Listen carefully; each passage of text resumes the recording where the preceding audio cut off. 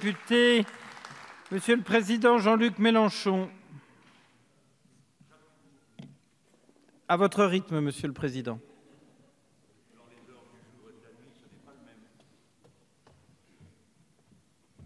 Monsieur le Président, Messieurs les ministres, mes chers collègues, nous allons travailler dans le cadre d'un temps programmé. C'est la deuxième loi qui vient en séance dans ces conditions. Alors évidemment, ce ne sont pas les mêmes qui sont dans la séance, j'imagine, mais certains, si. Moins nombreux on est, plus il est délicat de se répartir efficacement pour pouvoir suivre ces textes. Quant aux présidents des groupes, ils ont un statut qui d'abord paraît extrêmement favorable, puisqu'ils disposent d'un temps conséquent pour s'exprimer. Mais passé le premier moment d'enthousiasme à l'idée que l'on peut s'exprimer quasiment sans limite, on découvre qu'on a l'obligation de le faire, et de le faire au rythme du débat, si bien qu'il faudrait siéger nuit et jour, comme nous venons de le faire à l'instant sur la précédente loi sur l'agriculture, et puis passer au logement et siéger nuit et jour pour recommencer. Le temps programmé a des avantages, j'en conviens. J'étais extrêmement critique quand on a commencé. Je le regarde d'une autre manière après en avoir fait l'expérience une première fois. Mais il a aussi de sévères inconvénients quand il se combine avec l'organisation si particulière du travail parlementaire depuis quelque temps. Quand on décide à 1h moins 2 du matin qu'on va engager le débat qui durera jusqu'à 2h10 du matin sur les glyphosates, bon, il est clair qu'en toute hypothèse, on ne convaincra personne qu'on le fait dans les meilleures conditions de lucidité. Mais encore, dans ces moments-là, on se sent content parce qu'on a connu des séances jusqu'à 5h du matin. Tout ça est totalement déraisonnable. À cette heure, je prends ce temps sur mon temps pour vous dire à quel point nous sommes excédés et pour certains d'entre nous épuisés. Ce n'est pas une vie normale que celle d'un parlementaire qui doit rester nuit et jour ici, sur des textes aussi différents. Et j'ajoute que si c'est très pénible pour nous, parlementaires, ça l'est tout autant pour tous nos collaborateurs, non seulement ceux dont nous sommes les patrons en quelque sorte, mais aussi pour ceux de l'Assemblée nationale qui sont au contact direct du travail de la séance. Et ne croyez pas que des effectifs qui ont été taillés, par exemple, pour 3 jours par roulement, puissent tenir sur 5, 6 ou 7 jours, week-end compris, pendant des semaines et des semaines, car c'est ce qui s'annonce puisqu'on nous dit, et on a demandé au personnel, de ne prendre aucune disposition de location avant le 15 août. J'adjure les ministres présents de dire à qui il importe de le dire, et de droit, qu'on ne fasse pas une chose pareille. Hein. Je prends ce risque de m'exprimer sur ce sujet. Je l'ai fait l'année dernière en expliquant qu'il fallait bien que les gens aient des vacances, surtout que j'avais constaté un rajeunissement de mes collègues et que j'en déduisais, ce qui est vrai, que nombreux élus pour la première fois devaient s'expliquer en famille du fait qu'ils allaient disparaître pendant le mois de juillet, qu'il y avait des locations de fête et que les petits attendaient à la maison ce qui allait se passer. On m'a ri au nez et c'est quasi si on ne m'a pas traité de fainéant. Depuis, vous avez mis une cellule d'aide psychologique pour ceux qui se sont effondrés en route parce que réellement, la situation est intenable. Elle est intenable. Moi, je n'ai pas honte de le dire. J'ai pas honte de le dire. Il y a des gens qui ont des limites physiques, qui ne peuvent pas tenir des heures et des heures et des heures et des heures et des jours et des jours. J'ai pas honte de le dire. Et si on ne fait de la politique qu'avec des surhommes et des surfemmes qui sont capables de vivre sans vie de famille, nuit et jour enfermés dans un hémicycle, alors c'est petit destin que pour la chose commune dans l'avenir. Je voulais vous dire toutes ces choses, puisque j'ai le temps de les dire, et que personne ne peut m'empêcher de le faire. Nous avons préparé cette loi, tous 17 que nous sommes, avec le même sérieux que les précédentes. Nous avons déposé 100 amendements et Mme Thorine entrera à la suite de notre groupe dans le détail technique que cette loi appelle, car c'est une loi qui a évidemment un contenu éminemment technique. Je le sais, moi qui ai été élu local et qui suis en état d'apprécier l'impact de ce dont nous discutons aujourd'hui. Mais avant d'y venir, je voudrais me situer dans une perspective que d'autres de nos collègues ici partagent avec moi, même si nous n'en tirons pas les mêmes conclusions. Nous parlons du logement, mais en vérité, nous parlons de la ville. Nous parlons de la ville, mais comme disait Garcia Marquez, nous sommes obligés, pour nommer cette chose, nous n'avons pas le mot pour la désigner. Il faut quasiment la montrer du doigt pour qu'on sache de quoi il s'agit. La ville du XXIe siècle, celle dans laquelle nous vivons, n'a strictement rien à voir avec tous les autres âges de la ville dans le monde. Pourquoi? Parce que l'explosion du nombre des êtres humains a modifié toutes leurs relations. C'est un fait radicalement nouveau que 60% de la population mondiale vivent en ville. C'est un fait radicalement nouveau que les Français vivent pour 80% d'entre eux dans des villes, c'est-à-dire des ensembles dont parfois on ne sait pas très bien, à part quand on est un élu local, quelle est la frontière. Il est clair que, par exemple, la région parisienne, avec ses 13 millions d'habitants, forme à l'œil de n'importe qui un continuum urbain dont les partitions en communes ne correspondent ni à la géographie, ni à une quelconque décision particulière. Les choses se sont faites. J'ai été élu en région parisienne d'une commune, Massy, où un jour de l'été de 1962, on a décidé d'abattre la moisson à la pelleteuse et d'y construire un grand ensemble à cheval sur 2 communes et ensuite 2 départements. Ainsi, la ville s'est répandue dans les champs, on le sait, broyant les terres arables, mais surtout allant à son rythme que personne ne contrôlait. Ce n'est que progressivement qu'on a mis en place des plans d'urbanisme et ainsi de suite, jusqu'au point où certains ont pu croire que le fait urbain résultait entièrement d'une volonté qui pouvait être indépendante des autres conditions sociales dans lesquelles le fait urbain intervient. Alors, non, le mode de développement de la ville, à aucun moment ne s'est soustrait ou ne peut se soustraire totalement des rapports de force sociaux dominants. C'est dans ce cadre que s'inscrit cette loi. Soit la ville reproduit les hiérarchies sociales, soit des mécanismes sont mis en place pour freiner l'expansion de ces mécanismes sociaux, c'est-à-dire l'inégalité, soit pour l'amplifier.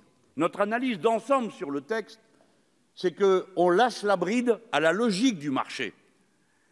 Et cette inspiration de base, qui est une inspiration idéologique, tout aussi idéologique, j'en conviens, que la mienne, qui se situe à l'opposé, fait croire qu'une dynamique spontanée est là et qu'il suffit de la libérer pour que les choses aillent vers le mieux.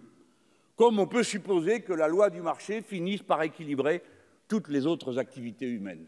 Nous croyons le contraire. Mais pour essayer d'en faire la démonstration la plus impérieuse, pour montrer à quel point on ne peut pas s'abstraire du reste des conditions de la vie humaine et de la civilisation humaine, je demande qu'on regarde un petit peu qui est là. Nous sommes donc 7 milliards là où nous n'étions que 2,5 milliards en 1950. Et ces gens qui sont là, qui sont-ils? Je n'entre pas dans leurs conditions sociales. Qui sont-ils? Plus de la moitié de l'humanité a moins de 25 ans. 26% de l'humanité a moins de 15 ans. C'est donc une foule de jeunes. Et nous autres, les Français, nous ne sortons pas de cette épure. 25% de notre population urbaine a moins de 20 ans. 70% des Français n'étaient pas nés en 1958. Vous voyez, je me contente de décrire cette population par les tranches d'âge. Donc vous savez qu'elle a une conséquence sociale immédiate. Qui accueille des jeunes ne les accueille pas de la même manière que les adultes ou que les anciens. Les anciens, parlons-en. L'espérance de vie est passée dans le monde de 47 ans en 1950 à 69 ans. Quant à nous, Français, nous sommes passés de 69 ans d'espérance de vie à 82. C'est donc une population comme jamais il n'y en a eu aux autres âges de l'humanité qui se trouve là, pleine de jeunes, avec une quantité considérable de personnes âgées qui vont donc entrer dans des rapports de dépendance par rapport au reste de la société. Et cela ne peut pas se régler autrement que dans le cadre urbain. C'est donc l'âge de l'homo, homo au sens générique du terme, bien sûr, urbanus. Et ces êtres humains ne peuvent vivre et survivre que par les réseaux sociaux que constitue la réalité urbaine. J'ajoute que toute cette masse humaine est concentrée aux mêmes endroits sur la planète entière, c'est-à-dire pour plus de 70% d'entre elles le long des rivages. mettant ainsi la ville partout en contact direct des événements climatiques extrêmes, qu'ils arrivent du ciel ou qu'ils viennent de la mer. La mesure de ce fait du moment de la civilisation humaine doit être le point de départ de la confrontation des idées qui nous conduit à faire la prise de décision de telle ou telle mesure technique. Ces mesures techniques, j'ai dit, on va en parler, moi-même, je vais en aborder quelques-unes. Mais je voulais, au nom de mon groupe, vous faire sentir comment nous posons la question. Nous la posons comme un fait radicalement nouveau. Ce que nous avons à faire, aucune génération avant nous n'a eu à le faire à propos de la ville. Or, naturellement, nous ne partons pas d'une page blanche, nous partons d'un réel qui existe déjà. Comment allons-nous le modifier? Comment allons-nous le prolonger? Ce sont deux activités qui ne sont pas de même nature. Le modifier, allons-nous freiner le mécanisme général qui pousse aux inégalités dans la société, ou bien allons-nous lui laisser prendre son chemin? Et c'est ce que nous croyons que vous faites avec cette loi. C'est pourquoi nous croyons que c'est une machine à faire des ghettos. Parce que plus on déverrouille ce qui étaient les verrous mis après la libération, et notamment au moment de l'exode rural, qui a été un événement civilisationnel considérable pour les Français. Une masse de la population rurale est arrivée en ville, et j'en ai été le témoin. Je les ai vus bien contents, des HLM, joyeux d'avoir le chauffage, l'eau courante, les toilettes dans l'appartement séparés et plusieurs chambres pour les membres de la famille. C'était considéré dans les milieux populaires comme un moment extraordinaire de progrès et de bonheur. Il ne faudrait pas que l'on croie que l'habitat social a toujours été le repoussoir qu'on en fait aujourd'hui, et qu'il est en effet. Il a été une grande joie, une grande promotion, un beau moment pour plein de gens. Si bien que nous autres, les pieds noirs, nous regardions tous ces gens si contents d'avoir des toilettes et de l'eau courante avec un certain ébahissement, parce que nous connaissions ça et pas eux. Mais du coup, ça m'a marqué. Et je m'en fais le témoin à cet instant. Donc, il n'y a pas de fatalité à ce que le logement social soit juste un logement de réparation. Le logement social est aussi une occasion de promotion. Pourquoi? Parce que c'est évidemment dans le logement que tout commence, et j'y viens. Pendant toutes ces années, la patrie a fait les efforts qu'il fallait. Mal, bien, mais elle les a faits. Elle a logé. Et puis, en même temps, elle a lâché prise sur les nécessités de l'égalité sociale. Elle a été moins vigilante pour les plus vulnérables. Et on a laissé les choses aller. L'habitat social s'est dégradé et il s'est ghettoisé. On peut parfois être absolument stupéfait de voir qu'un appartement donné dans une HLM, qui sur le papier a toutes les caractéristiques pour être formidable, vastes espaces, proximité d'un lieu de transport, je ne dis pas que ce soit le cas toujours, hein, mais je pense à un exemple particulier dont je ne vous accable pas. Et puis les gens qui s'y trouvent n'ont qu'une hâte s'en aller. Pourquoi? Parce que les conditions sociales y sont tellement dégradées, parce qu'on trouve surtout dans les boîtes aux lettres le papier vert des huissiers, plutôt que n'importe quelle autre correspondance, que tout le monde n'a qu'une idée, s'en aller de là et le plus vite possible. Si bien que les effets vont s'accumulant. La moyennisation se détricote alors qu'elle était autrefois la passerelle qui homogénéisait la société. L'objectif de la moyennisation était un rêve social pour beaucoup de catégories sociales. Eh bien, c'est l'inverse. Si bien que l'espace urbain rend compte de la dégradation sociale de nos sociétés depuis la trentaine d'années qui vient de s'écouler, jusqu'au point de l'inacceptable, de l'insupportable, de zones dans lesquelles je suis certain que qui que ce soit dans cet hémicycle, quelle que soit son opinion politique, quels que soient ses préjugés, vous ne supporteriez pas ce que l'on peut y voir, et je suis sûr que vous connaissez vous-même des exemples de cette nature. Alors ça ne sert à rien de faire des grands mots, je veux juste dire que c'est intenable, insoutenable, que ça ne peut plus durer, et que tout ça, évidemment, un jour ou l'autre, nous explosera à la figure sans que nous sachions par quel bout empoigner le problème. Et pourtant, les gens qui sont dans ces ghettos, j'en atteste, font tout ce qu'ils peuvent pour enrayer la dégradation de la situation, continuer à vivre dignement. Mais dans quelles conditions? Car bien sûr, la ghettoisation s'accompagne d'un mépris que l'on voit partout, à tous les étages de la prise de décision.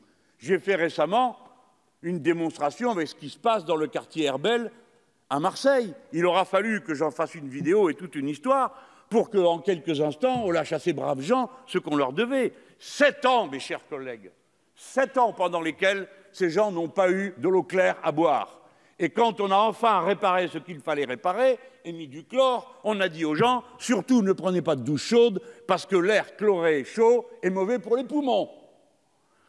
Je cite cet exemple, mais je suis sûr qu'on pourrait en citer bien d'autres. Non, non, non, ça ne peut pas durer comme ça.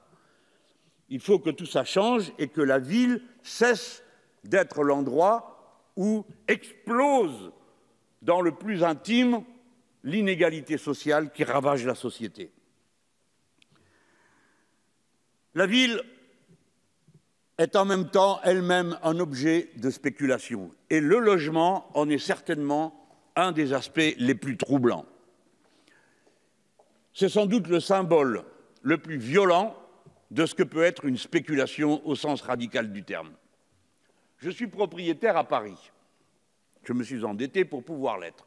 Mais c'est tout à fait supportable du fait que mon appartement, sans que je ne fasse strictement rien, augmente de valeur tous les ans. Je m'empresse de vous dire que je le donne quand vous voulez, du moment qu'on m'assure un logement comme celui que j'ai.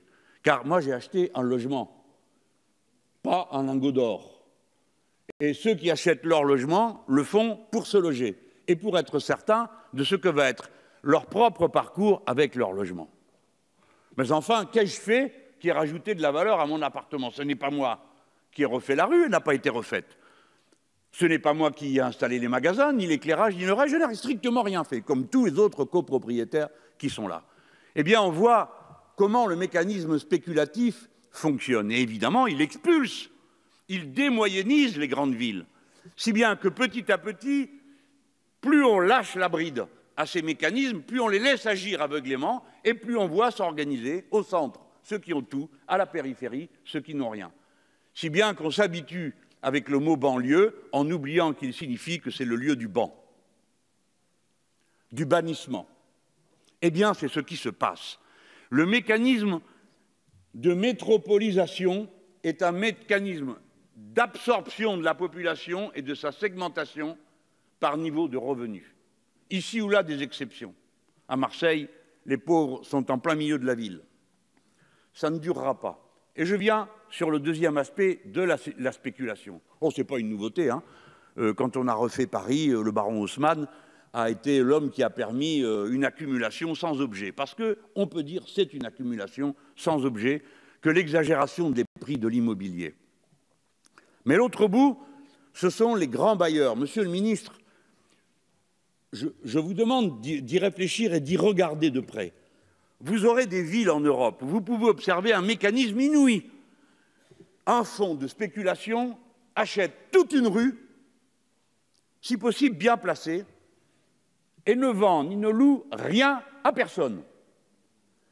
Ce bien est évalué à sa valeur immobilière par rapport au secteur dans lequel il s'y trouve, et comme il est inoccupé, il est censé être plus liquide que d'autres biens.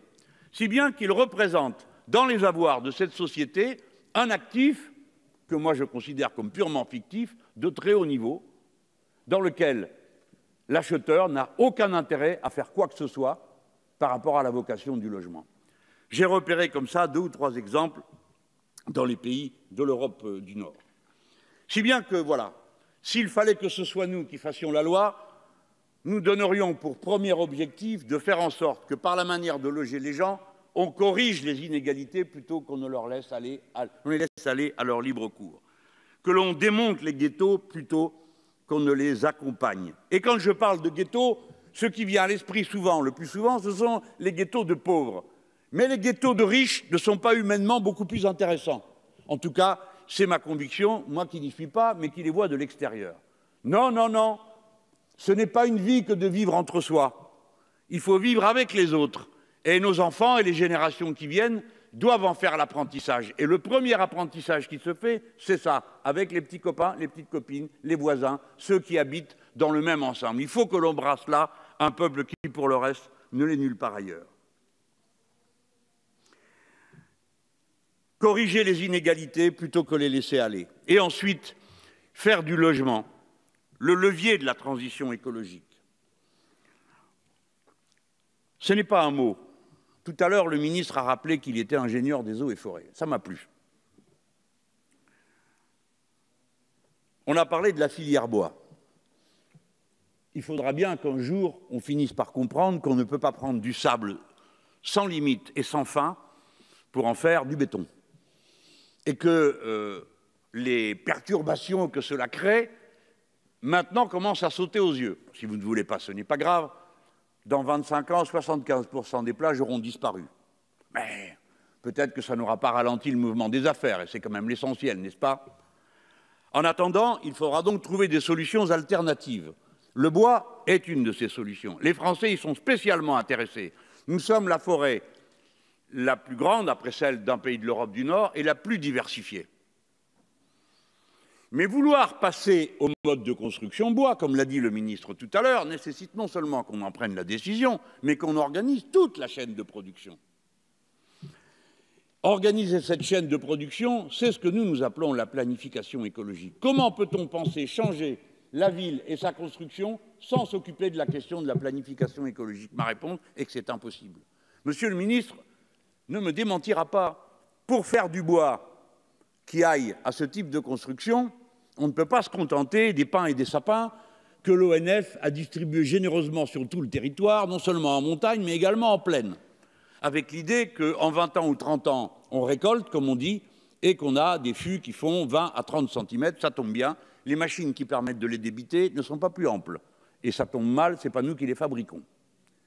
Si bien qu'il y a une chaîne aujourd'hui de production, avec un amont et un aval, dont toutes les conditions nous échappent, alors que nous savons produire et nous savons faire des constructions en bois dont la résistance au feu, je le dis pour ceux qui m'écouteraient sur ce détail ou qui s'alarmeraient de ce détail, dont la construction au feu est supérieure, la résistance au feu est supérieure à celle du béton. J'ai pris un exemple, je ne vais pas assommer notre hémicycle avec ce qu'on pourrait faire avec la paille, ce qu'on peut faire avec la terre, et puis face à ceux qui auraient un sourire en coin en disant « il est bien brave, mais on ne fera rien de tout ça », je vous dis « vous serez obligés de le faire ». Parce que la ressource que vous avez pour construire comme on fait là ne permet pas de continuer indéfiniment à être utilisée. Ce n'est pas possible. Quand on parle de crise climatique, quand on parle de crise écologique, c'est de ça dont on parle. Des limites physiques au recours aux moyens auxquels nous nous sommes consacrés jusqu'à présent. Le bon logement, le logement social, peut être un levier majeur de la transition écologique, non seulement par les matériaux qu'on emploie, par la qualité d'isolation que l'on peut dorénavant exiger et qu'il faut exiger. Enfin, dans le tableau de ce que nous observons, il y a un fait nouveau. J'ai dit lequel il y a un instant pour ce qui est de la civilisation urbaine. Je viens sur un point. Depuis 2006, pour la première fois depuis bien longtemps, le surpeuplement des logements est de retour en France. Je n'ai pas l'intention à cet instant d'imputer la responsabilité à ceci, à cela, etc. Ce n'est pas le sujet. Le sujet, c'est que le surpeuplement est de retour et que le surpeuplement a un impact qui n'est pas seulement l'image qu'on peut s'en faire quand on ne vit pas soi-même dans un logement surpeuplé, ce qui est mon cas, et j'imagine que c'est le cas de beaucoup d'entre nous sur ces bancs. Le surpeuplement, c'est l'impossibilité de mener un certain type de vie, c'est-à-dire une vie sociale. Quand vous êtes, je prends l'exemple d'un des films qu'a montré la Fondation de l'Abbé Pierre, qui sont des films remarquables pour comprendre des situations qu'on ne connaît pas soi-même. Eh bien, quand on voit, par exemple, cette femme avec ses 3 enfants, qui est accueillie par pure bienveillance par une autre femme, et qui se retrouve ainsi à 4 dans un appartement de 12 mètres carrés, je ne sais pas si on peut appeler ça un appartement, on voit alors, pas seulement qu'ils y sont tassés, pas seulement qu'il n'y a aucune possibilité pour les enfants et pour les adultes de construire quelque vie que ce soit dans un tel lieu, puisqu'aucune intimité n'est possible, et que l'espérance de savoir, la volonté de se faire soi-même est impossible dans un tel cadre. Mais c'est tout le reste, des choses anodines auxquelles, pour ma part, je n'avais pas pensé, que je n'avais pas réalisé avant de voir ce film. Comment on fait pour stocker des aliments qu'on peut acheter en plus grande quantité quand on est dans un espace pareil? C'est impossible. Où peut-on stocker et archiver? Archiver, qu'est-ce que vous voulez archiver, monsieur Mélenchon? Les papiers, la paperasse, parce que tout le monde doit remplir des papiers et encore des papiers. Et puis, il y a aussi le reste, c'est-à-dire l'accès au réseau informatique. Comment on fait tout ça? Ce n'est pas possible, c'est tout simplement impossible. Par conséquent, le surpeuplement, modéré ou absolu, suivant le nombre de pièces qu'il manque, d'après les caractéristiques qu'on donne pour définir chacun de ces deux termes, a des conséquences dans tous les compartiments de l'existence. Et tout ce qui ne va pas à cet instant ira de plus en plus mal après. Parce que les enfants ne peuvent pas apprendre, ni faire les devoirs à la maison, dans des conditions pareilles. Parce qu'on ne peut pas avoir de repas de famille quand on est 4 dans 12 mètres carrés, on mange à tour de rôle. J'ai pris l'exemple des 12 mètres carrés parce que c'est ce que j'ai vu dans ce film. Mais quand bien même ça serait 14 mètres carrés, ça ne changerait rien. Vous le comprenez comme moi. Bref, le surpeuplement est un fléau. Et l'un des objectifs les plus urgents que nous devrions avoir, c'est de mettre fin au surpeuplement. Alors là, nous sommes à égalité de bonnes intentions. Nous voudrions y mettre un terme, et je suis persuadé que vous aussi. Voilà, je ne vous fais pas le procès de penser que vous trouvez très bien que des gens soient dans des appartements surpeuplés. Mais comment va-t-on faire? Vous pensez qu'en libérant les énergies du marché, vous y parviendrez. Je crois le contraire. Je crois le contraire. Je crois que ça va être la cata, que ça va aller de plus en plus mal, et que certaines de vos bonnes intentions, vous voyez, je vous fais le crédit de la valeur des intentions, vont se retourner en leur contraire. Parce que quand vous croisez plusieurs dispositions, premièrement, le bail précaire. L'idée est que pour les gens qui passent, eh bien, ma foi, c'est un bail qui serait plus pratique. Ah oui, peut-être pour nous, pour nos enfants, pour ceux qui ont quelques biens derrière eux. Mais pour le commun des mortels, ça veut seulement dire une chose. Quoi que vous vouliez, c'est que pour finir, ce n'est plus le locataire qui décidera de la date de son départ, c'est le bailleur. Et toutes les raisons viendront pour faire qu'on passe du stagiaire, de l'apprenti ou du CDD à une situation que seul le bailleur déterminera pour valoir ce que vaut la décision de faire partir quelqu'un d'un appartement. Croisez ça avec le fait qu'on peut privatiser des HLM. Croisez-le avec le fait que les gens qui sont dans les HLM qui seraient privatisés ne pourraient pas s'offrir leur appartement. J'ai connu ça. Quand une société vendait, qu'elle vendait les appartements aux gens qui se trouvaient dedans et que c'était, disons, de qualité acceptable. Je ne dis pas qu'il y avait là-dedans quoi que ce soit qui soit déshonorant, sinon l'idée de vendre des logements sociaux. Eh bien, il y avait des gens qui ne pouvaient pas, tout simplement. Même si le prix pouvait paraître non exagéré, ils ne pouvaient pas se le payer, point. Et donc, eh bien, il fallait partir. Il fallait partir. Donc, quoi qu'on dise sur le droit au maintien dans les lieux, à la fin, la loi du marché annule ce droit. Parce que la loi du marché ne connaît qu'elle-même. Je demande donc qu'on examine tout ce que nous sommes en train de faire, non pas un par un, une mesure après l'autre, mais une mesure en relation avec l'autre. Et alors on verra les effets déflagrateurs, ghettoisants, de ce que contient, à notre avis, votre texte. C'est le moment pour moi de passer en revue rapidement les raisons. Oui, rapidement. Enfin, ce n'est pas grave, il me reste encore 1h30. Les raisons pour lesquelles ce texte ne nous convient pas. J'ai dit, non mais je ne vais pas en abuser, mais je compte m'en régaler. J'ai dit il y a un instant ce que nous pensons de l'instauration du bail de 1 à 10 mois. Monsieur le ministre, messieurs les ministres, pardon, vous savez bien comme la vie des gens est déjà disloquée, comme elle est déjà pleine de précarité. Alors vous vous dites que ça va faciliter la mobilité. Mais d'abord, je voudrais vous dire une chose. Il y a des gens qui en ont ras-le-bol de la mobilité. Tout le monde n'est pas obligé d'être mobile. Tout le monde n'a pas pour projet de vie d'être un agité ou de passer d'un endroit à l'autre. Ah ben non, et il y a des gens qui ont juste envie d'être là où ils sont, qui se sentent bien, parce que leur papa, leur maman sont dans le coin, et que leurs 3 tours de HLM, eh ben, c'est leur village. Donc il y a des gens qui ont envie de rester là où ils sont, il faut le comprendre. Hein. C'est un problème des fois parce qu'ils n'en sortent pas du tout. Vous le savez, j'espère. Vous avez des jeunes gens qui sont aux Ulysses ou qui sont à Massy, avec en plus un métro pour arriver jusqu'à Paris, qui n'y viennent jamais. Vous en avez, ils ont 25 ans, ils n'ont jamais vu la capitale. Les bras vous en tombent quand vous êtes un élu local, mais c'est comme ça. Donc, n'allons pas nier ce que sont les êtres humains. Ce n'est pas par hasard qu'ils sont devenus sédentaires. C'est aussi parce qu'il leur a semblé que c'était mieux comme ça. Tous ne le sont pas. Nous savons bien, vieille querelle des nomades et des sédentaires. Mais en attendant, c'est comme ça. Rajouter de la précarité, entrer dans un appartement en se disant ben, dans 10 mois, on pourrait m'en foutre dehors. Ou bien y arriver avec ses valises, peut-être les petits, et puis le papé, et puis se dire eh ben, dans 6 ans, ils vont revenir pour voir si on est bien tous là, et si par hasard, on ne pourrait pas nous proposer autre chose. Proposer, tout va bien. Imposer, il n'y aura qu'un pas à franchir. Qu'est-ce que vous faites là encore? Des fois, on se le demande. On a connu des grands appartements dont les gens voulaient les quitter pour aller dans des plus petits. On a connu, mais on a aussi connu des gens qui, à la seule idée, c'est normal, on a tous eu des anciens dans nos familles, à la seule idée de quitter l'endroit où ils étaient et où ils ont élevé leur famille, eh bien, ils en sont malades. Ça les rend malades de peur, d'angoisse. Bon, alors on peut dire, eh bien, ils n'ont qu'à être modernes et flexibles. Le problème, c'est qu'ils ne peuvent pas. Alors voilà, on fait avec les êtres humains comme ils sont. Surtout si l'on détricote, croiser les deux mesures, l'encadrement des loyers. Il va redevenir expérimental. Nous croyons à fond que le logement ne doit pas être une marchandise comme les autres. Le prix doit donc être fixé. D'ailleurs, vous proposez de le faire avec une mesure de type quasi socialiste, et pour une fois, j'aurais pu vous en féliciter.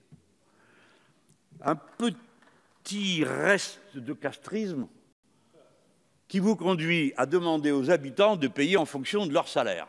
Bon, c'est comme ça que ça se passe à Cuba, je vous en informe. Mais là-bas, c'est pour tout le monde. Ce n'est pas seulement pour certains. Parce que si vous prenez une HLM dans laquelle vous dites ceux qui gagnent le plus payent le plus et ceux qui ont le moins payent le moins, le résultat, vous le connaissez d'avance.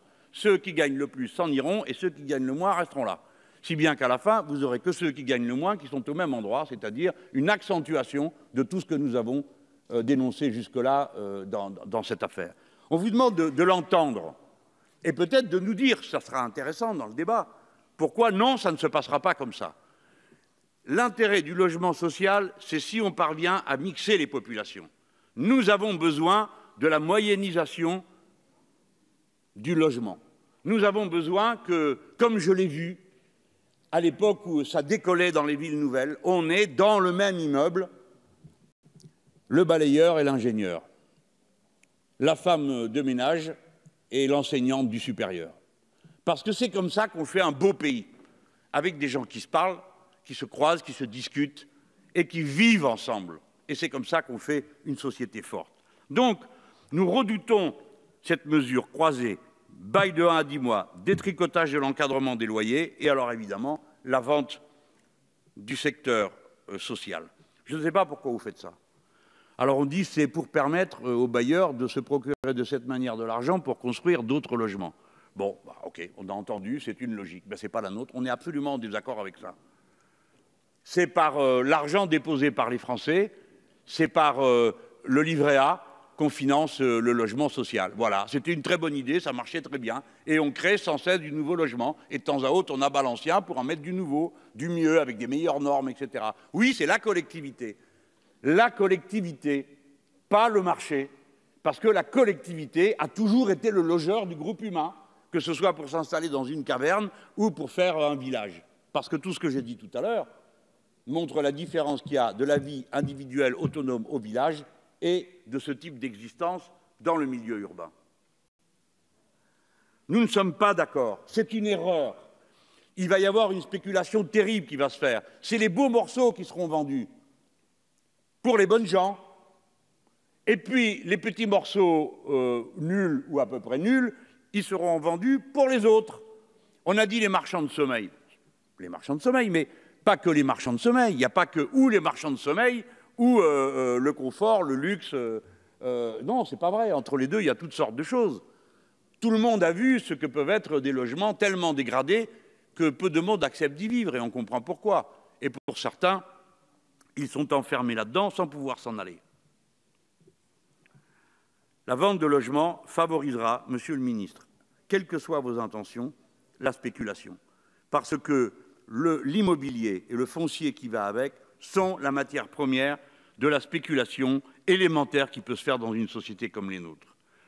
Quel que soit le cas de cette vente, en particulier lorsqu'elles sont en déficit de logements locatifs sociaux, ce sera un désastre. Alors le pompon, c'est quand même quand on décide que dans une ville qui est déjà en déficit, s'ils vendent ce qu'ils ont à des privés, eh bien quand même on leur fait une fleur pour les aider à le faire. Pendant 10 ans, ça sera compté comme du logement social, alors que ça ne l'est plus.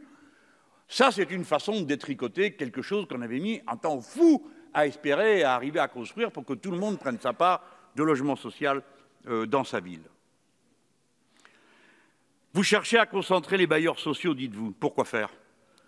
J'ai connu en région parisienne un monstre, les Pivois, qui gérait les appartements sociaux dans 4 départements, je crois. Horrible, un monstre. Et alors tous les élus locaux disaient la même chose, mais si vous décidez à l'autre bout de la région parisienne de qui va habiter chez nous, et on connaît le résultat, vous allez nous envoyer ceux dont vous ne voulez pas dans la commune où vous vous trouvez. Je ne dis pas qu'il fallait que ce soit dans chaque commune qu'on décide qui viendrait, on sait à quels abus ça conduirait. Il faut évidemment un peu de mobilité, mais pas des monstres qui répartissent les gens sans tenir compte de rien, ni d'où ils travaillent, ni de qu'est-ce qui leur ferait plaisir, ça n'en parlons pas, etc., etc., etc. Et évidemment, des monstres de cette nature ont tendance à considérer que si ça ne fonctionne pas dans un coin, c'est pas grave. Et c'est comme ça qu'on est arrivé à la situation qu'on a connue dans ce qui était un fleuron du logement social en France. On faisait des reportages tellement c'était beau. Grigny, la Grande Borne, qui est un endroit où les gens aiment vivre, mais on ne peut pas dire aujourd'hui que ce soit le modèle d'une réussite. Et pourquoi c'est arrivé comme ça? Eh bien parce que ceux qui possédaient ces logements considéraient que c'était bien, allez hop, ça roule, jusqu'au moment où on s'est aperçu que ça ne roulait pas, et c'était trop tard. À ce moment-là, une pente a été prise dans cet endroit. Je n'entre pas plus dans le détail, car mon intention n'est naturellement pas de stigmatiser les populations qui s'y trouvent. C'est tout le contraire, je les ai beaucoup chéries. Voilà quelques-unes des mesures qui vont dans le sens de ce que j'indiquais au début. Ce qui va nous séparer dans ce débat, ce n'est pas la technique, c'est la visée politique et le ressort sur lequel nous croyons que peut s'appuyer le développement du logement social dans notre société. Et je demande que notre débat puisse garder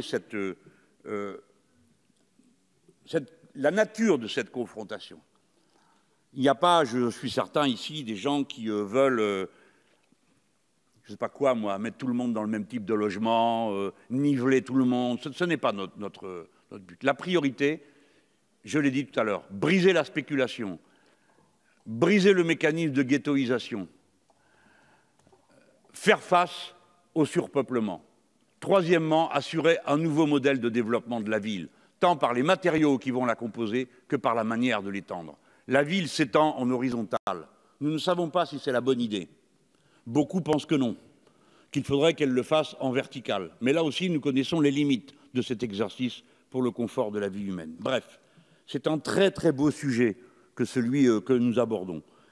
J'espère avoir convaincu du fait que c'est un sujet hautement politique et d'une certaine manière qu'il renvoie au projet de société dont chacun d'entre nous ici est porteur et est représentant pour la population qui nous a élus pour faire entendre sa parole à la tribune et dans les décisions qu'on prend. Merci. Merci, Monsieur le Président.